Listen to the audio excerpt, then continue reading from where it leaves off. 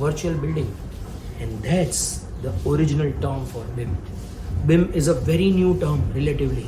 I learned virtual building software in the year 2002. So it's the same thing. I mean, virtual building was then, because of various marketing reasons, the term BIM came into existence. The real term was virtual building. And the point was, you build virtually before you build actually.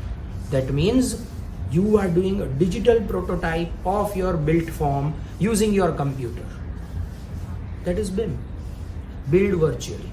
If I explain the term BIM to you, it is building model with information. That I is important. That information brings in important aspects about operating, building and designing your building.